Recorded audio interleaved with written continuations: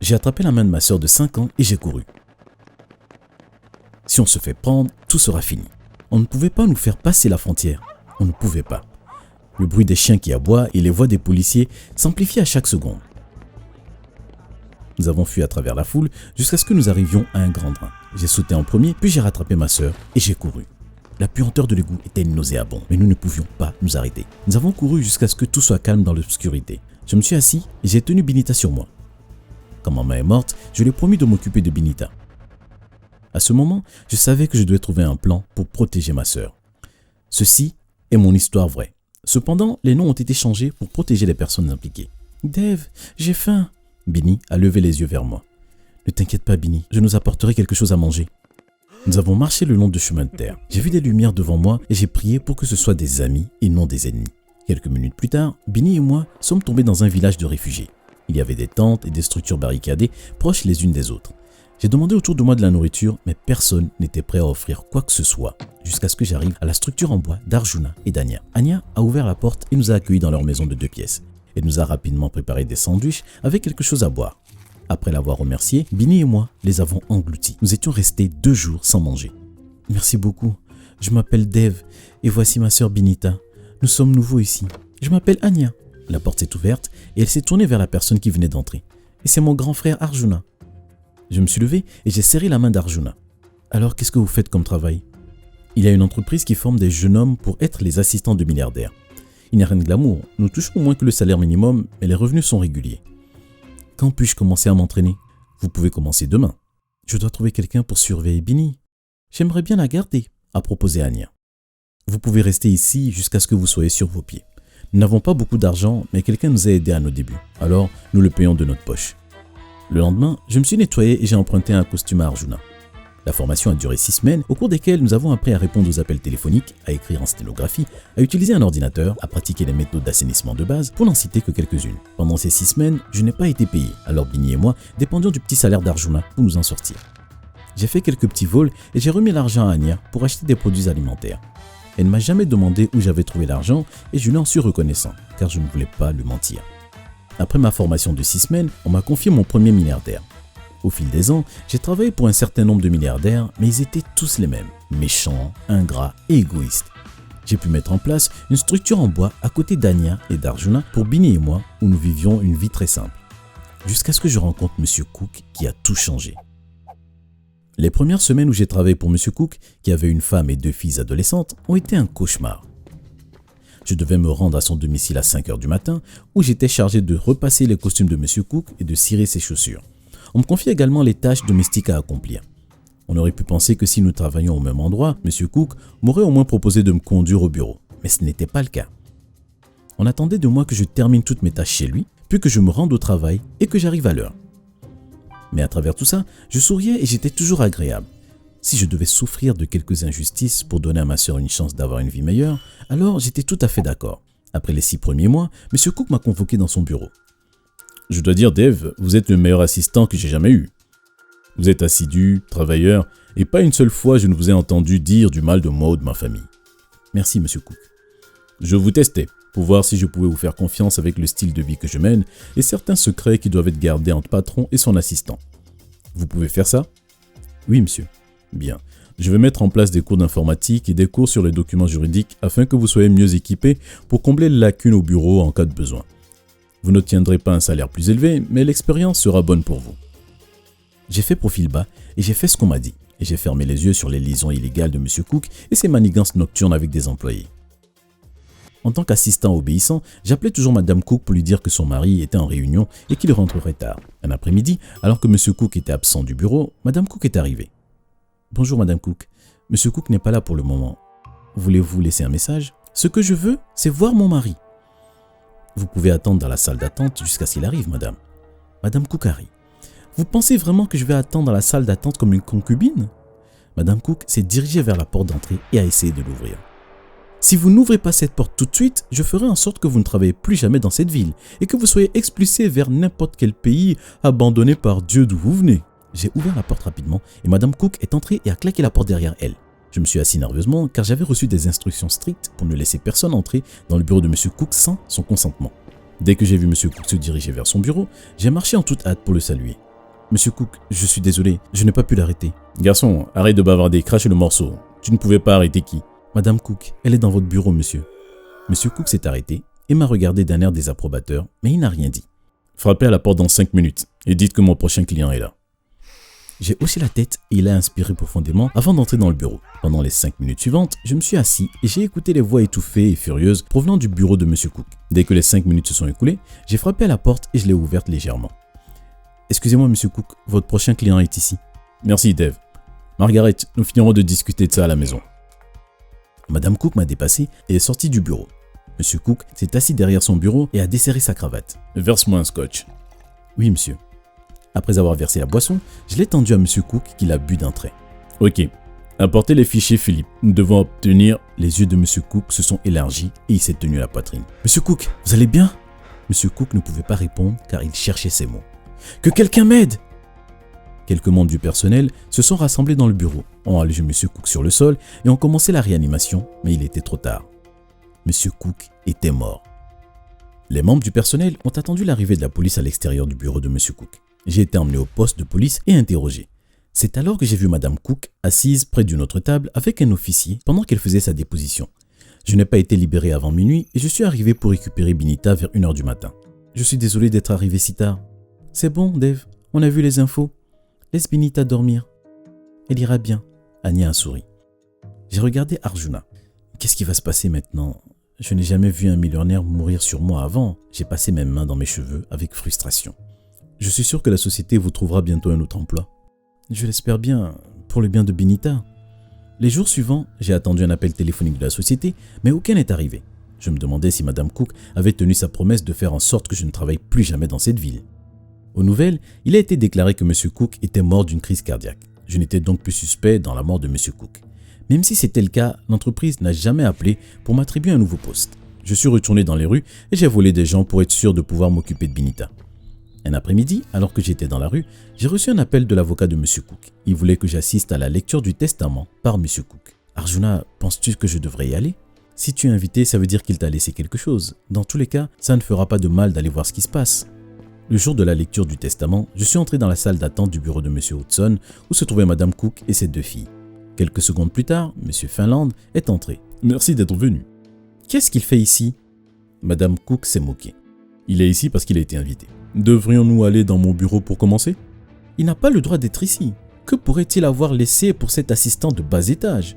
Madame Cook n'a cessé de répéter que je n'étais qu'un assistant et que je devais rentrer chez moi et m'occuper de mes propres affaires. Je me suis levé et je me suis tourné vers monsieur Finland. Je crois que je ferais mieux de partir, je n'ai pas ma place ici. Dave, tu restes là. Je vais lire les parties nécessaires à madame Cook et à ses filles, puis je viendrai te chercher, d'accord? J'ai hoché la tête et monsieur Finland a fait entrer madame Cook et ses filles dans son bureau. Environ 30 minutes plus tard, madame Cook s'est précipitée dans la salle d'attente et a commencé à m'accuser d'avoir escroqué son mari. Je ne sais pas de quoi vous parlez. Madame Cook s'est levée et m'a giflé. Sécurité, faites-la sortir d'ici avec ses filles maintenant, a hurlé une voix depuis la porte de la salle d'attente. Après qu'ils aient été escortés hors du bâtiment, monsieur Finland s'est excusé auprès de moi. Il m'a également demandé si je voulais porter plainte contre madame Cook, mais je lui ai dit que je voulais juste en finir et il m'a fait entrer dans son bureau. Alors que j'étais assis dans le bureau et que monsieur Finland lisait le testament, les larmes me montaient aux yeux. Monsieur Cook m'avait laissé 10 milliards de dollars. Vous ne plaisantez pas, n'est-ce pas? Monsieur Finland a ri. Non, tout cela est légal. Je suppose que tu l'as vraiment marqué. Nous avons également trouvé des documents où M. Cook mettait des choses en place pour que vous ayez la citoyenneté et j'aimerais terminer la procédure. J'ai acquiescé et donné à M. Hudson toutes les informations dont il avait besoin pour que je puisse recevoir l'héritage et les informations nécessaires pour obtenir la citoyenneté. J'ai quelques amis, pouvez-vous aussi les aider avec leur citoyenneté? Bien sûr. M. Hudson m'a tendu sa carte. Qu'il m'appelle demain pour que je puisse envoyer tous les papiers en même temps. Au cours des semaines suivantes, M. Hudson nous a aidés à établir des cartes d'identité, des comptes bancaires, des actes de naissance et des certificats de citoyenneté. Dès que j'ai reçu l'héritage, j'ai donné à Arjuna et à Anya 1 milliard de dollars. Nous avons acheté des maisons les unes à côté de l'autre dans des quartiers de banlieue. Nous ne voulions rien de tape à l'œil pour attirer l'attention sur nous. Nous étions maintenant en mesure de profiter de nos vies selon nos propres conditions.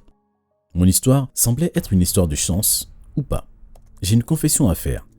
J'étais un pirate informatique dans mon pays. Mais je savais que je devais jouer le jeu si je voulais que mon plan fonctionne.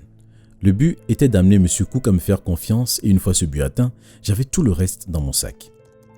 Une fois la confiance établie, j'ai eu accès à tout ce à quoi M. Cook avait accès. Des choses comme ses médicaments, des documents juridiques et bien sûr un ordinateur.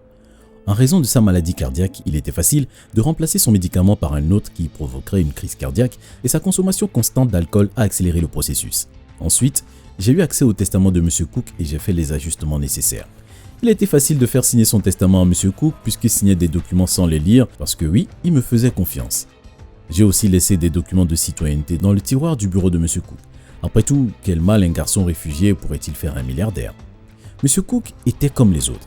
Il avait tout pour lui, mais il a choisi d'être arrogant et égoïste. J'ai pu tenir la promesse que j'ai faite à mes parents. Et maintenant, Minita et moi avons la vie que nous méritons. Vous pouvez perdre le sommeil à cause de ce qui est arrivé à M. Cook, mais je peux vous assurer que ce n'est pas mon cas. Ok les gars, faites attention en bas. Roy, mon frère aîné, a souri en faisant un saut périlleux du rocher vers le lac en contrebas. Je ne sais pas pourquoi elle est là. Les yeux de maman se sont plantés dans le dos de ma petite amie depuis 3 ans, Heidi, qui était dans l'eau. Fais avec, maman, j'ai fait ma demande. Elle a dit oui, donc techniquement, elle fait partie de la famille. J'ai couru vers le lac sans réaliser qu'entrer dans ce lac changerait ma vie pour toujours. Si vous voulez voir comment ma vie a changé, continuez à regarder. Mon histoire devient un peu folle. Vous voyez, c'est le dernier souvenir que j'ai eu. Cette histoire est basée sur tout ce qui se trouve dans ce carnet. Ce jour-là, j'ai nagé sous l'eau, je me suis rendu compte de la distance à laquelle je me suis retrouvé lorsque j'ai fait surface pour respirer. La dernière chose que j'ai entendue, c'est le moteur d'un jet ski avant de perdre connaissance. Je me suis réveillé quelques heures plus tard dans un lit d'hôpital. Où suis-je? J'ai essayé de concentrer mes yeux sur les objets de la pièce. Dieu merci, Grégoire, appelez le médecin. Papa s'est exclamé. Le docteur Maffy est entré dans la pièce et a salué tout le monde. En discutant avec moi, j'ai remarqué un regard inquiet sur son visage. Qu'est-ce qu'il y a, doc?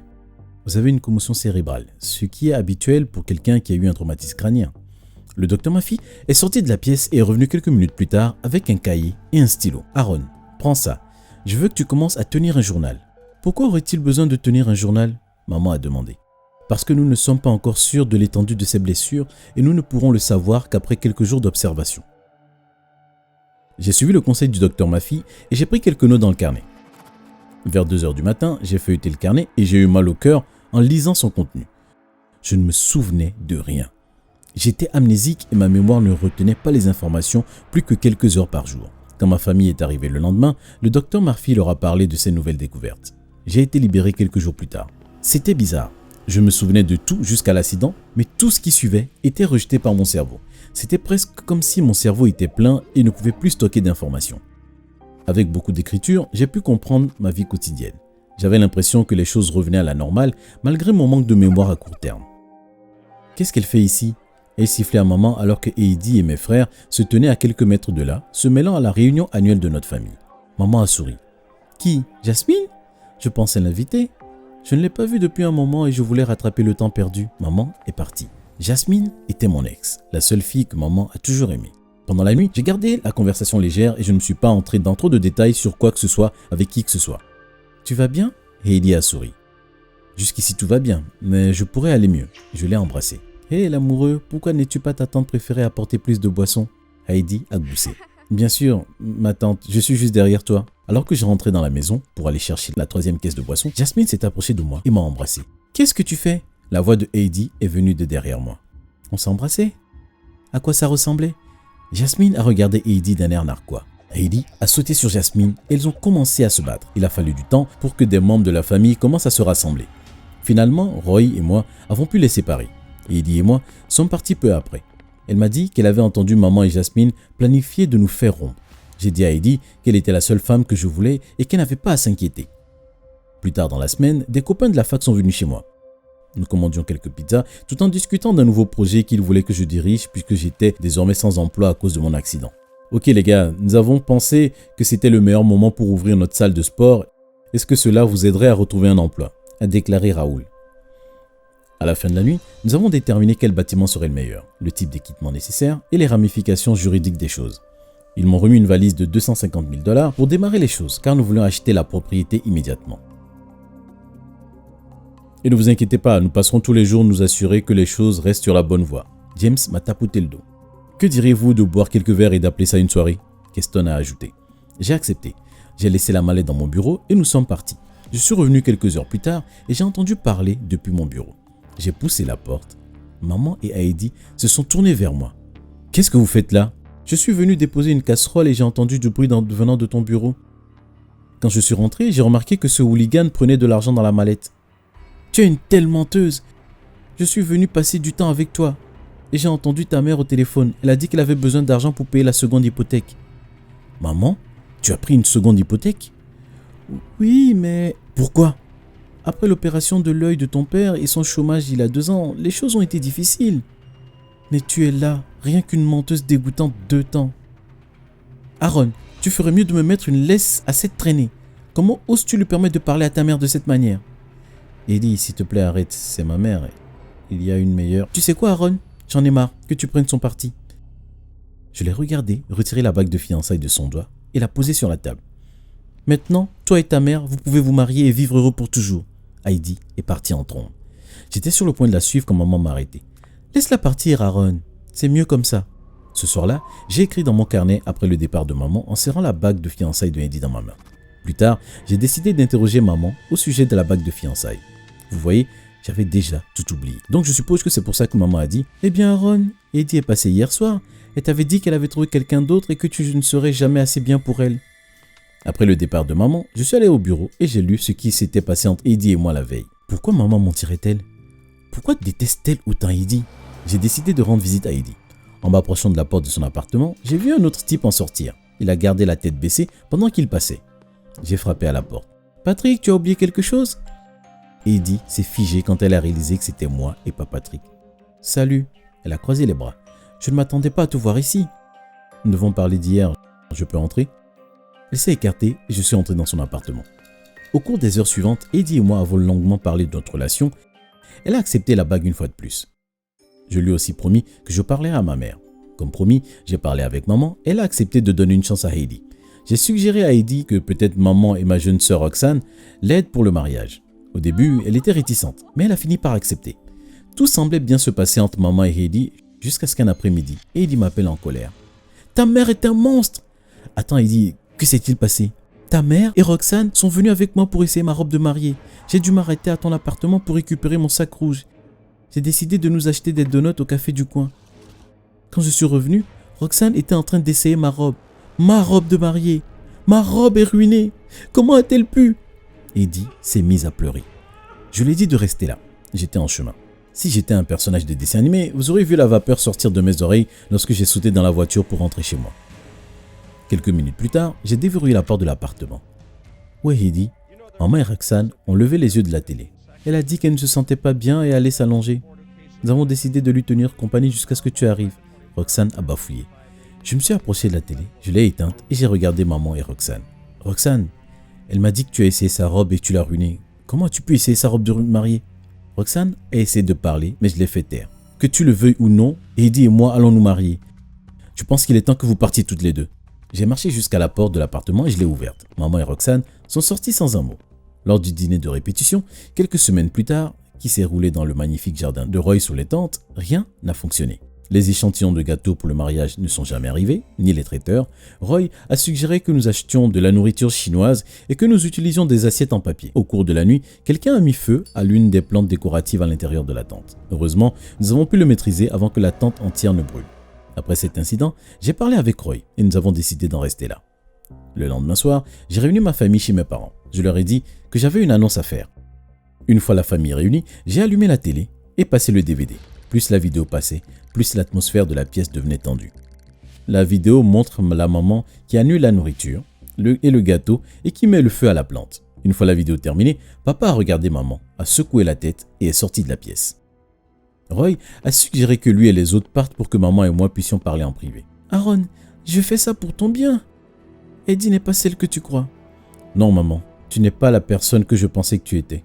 Je vais épouser Heidi, il n'y a rien que toi ou quiconque dans cette famille puisse y faire. » Je suis sorti de la maison, j'ai appelé Heidi et nous nous sommes enfuis le soir même. Nous avons décidé de passer la nuit chez moi et le lendemain, nous cherchions un endroit sympa pour notre lune de miel. Mais mon heureux pour la vie a pris fin avant de commencer. Quand je me suis réveillé le lendemain matin, Heidi était déjà partie. Et avec l'argent restant de la mallette. J'ai vérifié mes comptes et tout ce que j'avais perdu.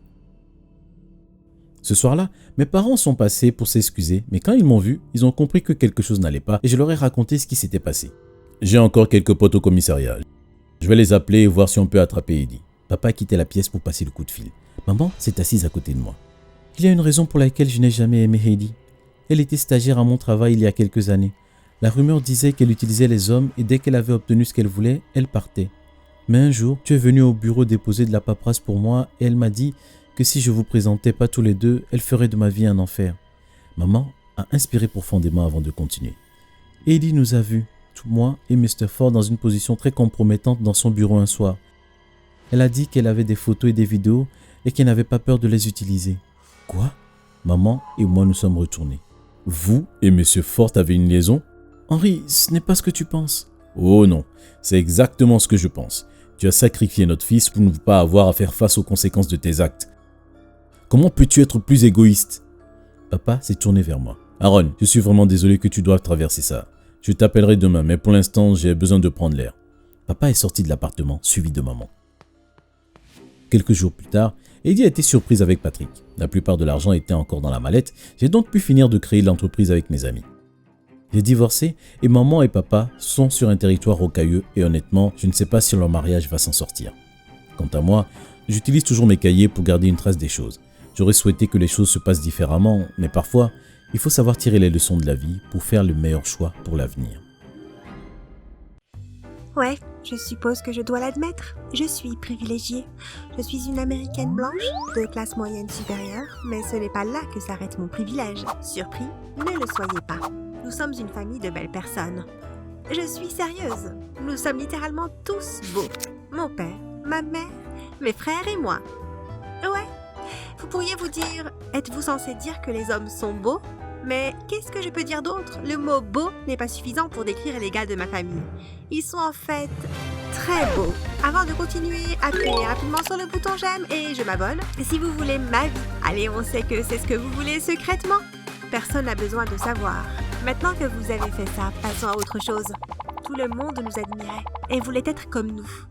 Nous n'étions pas seulement beaux, nous étions intelligents, nous réussissions à tous nos cours, nous avions tous des postes de direction, à l'école, à l'église et dans la communauté. Tout le monde connaissait et vénérait notre famille. Tout le monde voulait sortir avec l'un de nous. Même nos ex se vantaient d'avoir été avec nous. Ouais, je sortais avec Lucie. Ouais, elle a rompu avec moi après seulement quelques semaines, mais au moins, je suis sortie avec elle. T'as eu l'occasion de sortir avec elle, toi? Non? Alors ferme-la. Seules quelques personnes chanceuses ont pu mettre la main sur l'un d'entre nous. Pourquoi? Vous pouvez vous demander. Parce qu'il fallait être extrêmement séduisant pour sortir avec un des Cargill. Nos parents avaient des critères élevés et on ne pouvait pas ramener à la maison quelqu'un qui ne correspondait pas à ces critères. La personne que vous rameniez à la maison comme petite amie devait être riche, intelligent, athlétique et surtout aussi beau ou belle, voire plus beau ou belle que les membres de notre famille. À quoi d'autre pouvez-vous vous attendre? Nous étions la famille parfaite. C'était amusant de grandir, je dois l'admettre. Les gens nous adoraient. Je me suis toujours sentie comme une demi-déesse. Attends, c'était plus que ça. J'étais pratiquement une déesse, pas une demi-déesse. Quand j'avais presque fini le lycée, j'ai rencontré un gars sympa à la bibliothèque. Il était mignon, ringard et drôle. Il était également intelligent et avait lu tous mes livres préférés. Nous avions beaucoup en commun et sommes rapidement devenus des amis très proches. Nous avions une relation platonique. Je n'avais aucun intérêt ou engagement romantique avec lui à ce moment-là. Je n'en avais même pas l'intention. Il ne correspondait pas à la norme de fréquentation des membres de la famille Cargill. Et j'étais dans une relation sérieuse avec Bandil Siabunga, le garçon le plus séduisant de notre lycée. Il était beau à tomber, le meilleur étudiant en musique et le capitaine de l'équipe de football. Il était également métis, en partie sud-africain et en partie italien. Alors vous pouvez imaginer à quel point il était attirant. Un samedi, j'ai invité Jordi, mon ami intello, à venir étudier. Il était censé m'aider à résoudre quelques problèmes de maths qui me donnaient mal à la tête. Je ne pensais pas que l'invité serait un problème parce que je ne sortais pas avec lui. Et même si c'était le cas, il était plutôt mignon à mes yeux. Maman savait que j'étais dans une relation sérieuse avec Bandil, alors je ne m'attendais pas à ce qu'elle réagisse comme elle l'a fait quand elle nous a vus, Jordi et moi, étudier et rire dans la cuisine. Que se passe-t-il exactement ici? A-t-elle demandé en entrant en trompe dans la cuisine. Qui est ce crapaud? Bon sang, maman, tu ne peux pas te balader en traitant les gens de crapauds, je te l'ai déjà dit. Et j'essayais de chuchoter. Eh bien, je n'aurais pas à le faire si tu arrêtais de le fréquenter. Maman a répondu. Jordi avait l'air confus. Attendez, qui est le crapaud? Suis-je le crapaud dont vous parlez? Oui. Ma mère et moi avons parlé en même temps. « Maman, écoutez, jeune homme, a-t-elle dit en se tournant vers Jordi. Vous avez dû vous perdre. C'est une maison pour les princes et les princesses. Nous n'acceptons pas les crapauds sur notre territoire. Alors, quelle que soit la façon dont vous êtes rentrés, s'il vous plaît, sortez et ne revenez jamais. » Ma mère a dit en faisant semblant d'être un crapaud sauteur. Jordi semblait sur le point d'éclater de rire à tout moment. « Waouh, quelqu'un est barjot !» a-t-il dit en montrant sa tête. Ma mère s'est mise encore plus en colère et a essayé de le traîner hors de la maison, mais Jordi l'a arrêté en disant « Madame, si vous me touchez, je vous promets de porter plainte. Mon père est un flic. » Ouah, pauvre stupide et moche. Oh, j'ai tellement peur. S'il te plaît, ne le dis pas à ton père. S'il te plaît, ne porte pas plainte, a dit maman en se moquant de lui. Barjot. Jordi ne cessait de siffler en sortant majestueusement de la maison. Une fois qu'il était parti, ma mère s'est tournée vers moi. Que ce soit la dernière fois que tu amènes un crapaud dans mon château, Lucie. Oh mon Dieu, maman! Tu es vraiment folle! Ai-je crié en emballant mes livres d'école et en partant dans ma chambre. Je me suis excusée auprès de Jordi et nous avons continué à être amis en secret. Maman n'a jamais su, nous l'avons caché à tout le monde. Jordi est ensuite devenu mon meilleur ami. Après le lycée, j'ai été admis au MIT, tandis que Bandil a obtenu une bourse pour étudier dans une université sportive très éloignée. Notre relation est morte à cause de la longue distance. Au MIT, j'ai rencontré une belle fille. Elle avait les cheveux courts et portait toujours des crop tops et des pantalons larges. Elle avait des tatouages et des piercings, toutes des abominations dans la famille Gargill. Elle était si attirante et très vite, nous avons commencé à sortir ensemble. Au début, je pensais que quelque chose n'allait pas chez moi, alors j'ai continué à aller à l'église et à demander à Dieu de me pardonner d'être sortie avec elle. Avec le temps, j'ai fini par comprendre que c'était parfaitement normal. Mais je ne pouvais toujours pas le dire à mes parents. Ma nouvelle petite amie, Lith, insistait pour rencontrer mes parents. J'avais rencontré les siens et ils étaient si gentils. J'ai dû appeler Jordi pour lui demander conseil. Lucie, j'ai rencontré ta mère et je pense qu'aucune autre personne sur cette planète ne devrait jamais avoir le déplaisir de la rencontrer à nouveau. J'ai rigolé, j'essaye de dire à Lith que ma mère ne nous acceptera pas, mais elle insiste toujours. Je ne sais pas quoi faire. Économise suffisamment d'argent, car une fois que tu auras pris cette décision, tu ne pourras plus revenir en arrière. Tu pourrais être déshéritée. Tu es prête pour ça? N'importe quoi pour Lith. Et je dis en raccrochant. Il m'a quand même fallu une année entière pour trouver le courage de le faire. Pendant ma deuxième année, j'ai invité Lith à notre escapade familiale pour les vacances de Noël. Je savais que ça allait être un Noël fou. Après que tout le monde ait fini de m'embrasser et de me souhaiter la bienvenue, ma mère s'est tournée vers Lith, puis vers moi. « Lucie ?» a-t-elle dit dans un sourire forcé. « Qu'est-ce que je t'ai dit à propos de ramener des crapauds à la maison ?»« Mon Dieu, maman! Lith n'est pas un crapaud, c'est ma petite amie !» Tout le monde s'est tu. Ce genre d'abomination n'était jamais arrivé dans notre maison auparavant. « Quoi ?» Maman a demandé d'une toute petite voix, presque comme si elle était sur le point de pleurer. « Qu'est-ce que tu viens de dire ?»« Lith est ma petite amie. » Et je répétais. Devinez ce que ma mère a fait ensuite. Elle a sauté sur Lith, comme un tigre sur le point de frapper sa proie, mais mon père a pu l'attraper avant qu'elle n'atterrisse sur Lith. J'ai immédiatement bloqué Lith. Elle essayait d'être forte, mais je pouvais voir les larmes dans ses yeux. Papa a calmé maman et l'a emmenée à l'intérieur. Tout le monde a fait comme si rien ne s'était passé et nous avons pu prétendre que Lith était en fait un garçon crapaud, avec qui je ne sortais pas pendant une semaine entière. Maman n'a jamais reconnu sa présence. Un jour, je suis allée à l'épicerie et j'ai réussi à oublier mon sac à main, ce qui m'a obligée à rentrer chez moi immédiatement. En arrivant à l'escalier, j'ai commencé à entendre des voix de derrière. C'était maman et Lith. « Ouais, je suis sûre que tu le penses. » Ma mère a souri. « Je le pense vraiment, madame. J'aime Lucie de tout mon cœur. » Oh, vraiment? Alors je suppose que tu n'avais pas besoin de ce chèque d'1 million de dollars que j'étais sur le point de te donner. Un chèque d'1 million de dollars? A demandé Lith, les yeux pétillants. Je te parie que je le fais. Ma mère a répondu. J'ai aussi réservé un billet d'avion pour te ramener chez toi en première classe. As-tu déjà voyagé en première classe? Non, Lith a répondu abasourdie. Eh bien, ce sera ta première fois. Je veux que tu sois très confortable, a dit maman. Lith a essayé de prendre le chèque de ma mère, mais elle a tendu sa main plus haut pour que Lith ne puisse pas l'atteindre. Je suis sûre que tu sais ce qu'est la condition, Lith. Je sais, a répondu Lith. Tu veux que je quitte Lucie pour toujours? J'ai pris une grande inspiration. Je ne pouvais pas commencer à pleurer maintenant. Je ne pouvais pas. Maman a finalement donné le chèque à Lucie. Tes affaires ont déjà été emballées et une limousine t'attend dehors. Va vers la porte de derrière et pars immédiatement. Lith s'est retournée et a commencé à partir, mais maman l'a arrêtée. Attends, arrête! Oui, madame. Lith a demandé. Je t'ai déjà dit à quel point ton nom est stupide. Quel genre de personne appelle son enfant Lith? Maman a demandé avec un sourire mauvais sur son visage. À Appeler un enfant lit, c'est presque comme appeler un enfant échec garanti. Maintenant, quitte ma maison et ne reviens jamais. Je ne pouvais pas le croire. Lit a pris le chèque et est allée à la porte arrière, est montée dans la limousine et est partie. Je suis tombée par terre et j'ai commencé à sangloter. J'ai senti une main dans mon dos et je me suis retournée. C'était maman. Et c'est ainsi qu'on enlève la saleté des beaux jardins. Elle m'a tapé dans le dos et est partie. J'étais tellement en colère. Je me suis levée, suis entrée dans ma voiture. J'allais affronter Elite. Comment ose-t-elle? Après tout ce que j'avais fait pour elle? Pas moyen qu'elle me laisse comme ça. J'ai suivi la limousine. J'allais l'empêcher de monter dans l'avion. Étonnamment, une fois que la limousine l'a déposée à l'aéroport et est partie, elle est entrée dans un autre taxi et s'est arrêtée à un hôtel. Elle a pris ses bagages et s'est enregistrée. J'étais garée dehors, essayant de trouver le courage de la confronter quand mon téléphone a sonné. C'était Elite. J'ai mis quelques secondes à décrocher le téléphone, mais je l'ai fait. Allô? Hey babe, tu ne vas pas croire ce qui vient de se passer. Que s'est-il passé? J'ai demandé en jouant l'idiote. Elle m'a dit qu'elle était à l'hôtel, mais qu'elle m'expliquerait tout une fois que je l'aurais rencontrée. Elle m'a donné son adresse et je lui ai dit que j'étais en route. Je suis restée dans la voiture un peu plus longtemps avant de sortir, puis je suis allée directement à sa chambre d'hôtel. Lucie, elle a couru et m'a serrée dans ses bras, mais je ne lui ai pas rendu son câlin. Quel est le problème? Je l'ai regardée avec dégoût. Quel est le problème? Eh bien, je vais te dire quel est le problème. Tu es diabolique. Je sais ce que tu as fait, je sais tout. Hein? Lit était confuse. Je sais que tu as pris un chèque d'1 million de dollars à ma mère en échange de me quitter. Comment oses-tu? Sale ingrate. Lee a pris une profonde inspiration. Elle a sorti le chèque. Prends-le et pars. J'étais confuse. Prends-le et pars. Est-ce que je suis partie? Tu n'es pas avec moi en ce moment? Qui t'a appelé pour venir ici, hein? Qui est dans une chambre d'hôtel au lieu d'un avion, hein? Qui t'a donné l'adresse de la chambre d'hôtel? Elle a commencé à pleurer. J'ai réfléchi une seconde et réalisé mon erreur. Je n'avais pas réfléchi. J'avais agi sous le coup de la colère. Oh mon Dieu! Tu n'allais pas me quitter? Oui, imbécile. Je n'arrive pas à croire que tu m'aies dit des choses aussi méchantes. Maintenant, je veux partir.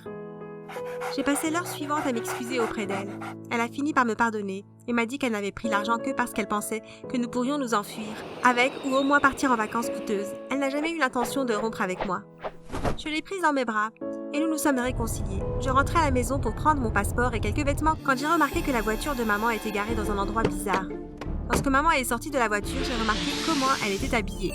Tout en noir, une longue robe, des bottes, un foulard, d'énormes lunettes de soleil et un rouge à lèvres noir. On ne pouvait pas dire que c'était elle, mais je pouvais reconnaître la femme qui m'a donné naissance, peu importe ce qu'elle portait. Une autre femme habillée, presque de la même manière, est sortie d'une autre voiture et l'a rejointe. Elles se sont toutes les deux serrées fort pendant un peu trop longtemps. Elles ont parlé pendant très longtemps et ont continué à échanger de longs câlins serrés toutes les quelques minutes. J'ai pris des photos de tout. Enfin, quand il semblait que la discussion était terminée, elles se sont à nouveau serrées très fort dans les bras.